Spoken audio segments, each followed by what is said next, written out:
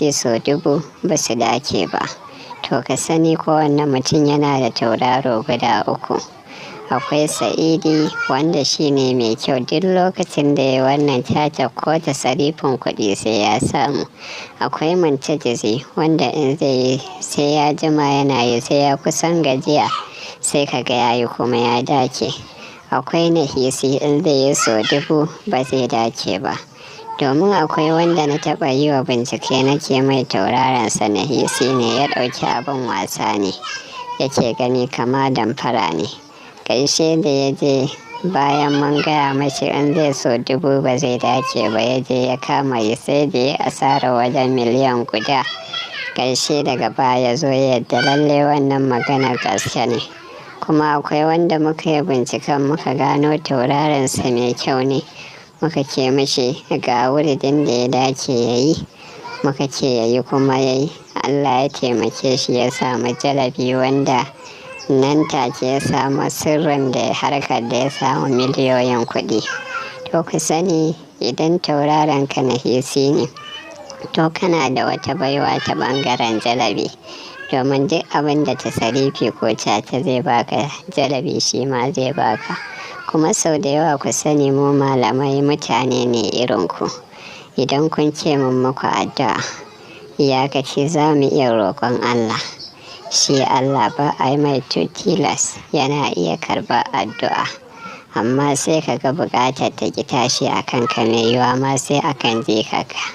Kuma wani sa'in abubuwa nawa suna sawa a yi ma aiki ya ki tashi a kanka. Misali neman aure kake sai ka je kuka haɗa kana nemo wadda aljani ya aure ta. To ka sani idan ya ga dama aljanin nan ya rasa yadda zai da kai sai ya je ya ɓata kasuwancinka, ya hana ka hanyar samu. Ko kuma misali ita kanta mata ce tana da aljani.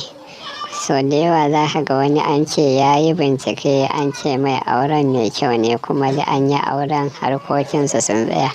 To ɗayan biyu ne, in ma shi yana da aljana ta aure shi shekaran kansa, ko kuma ita amaryar aljani ya aure ta. Wannan zai sanya za a yi ta neman kuɗi suna lalacewa.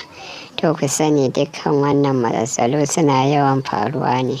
Kuma sau da yawa mutane wani in kace sai kai mai bincike sai inda tunani. To dole kai da ka zo mara lafiya ba kai ne za ka ba da zaɓinka ba.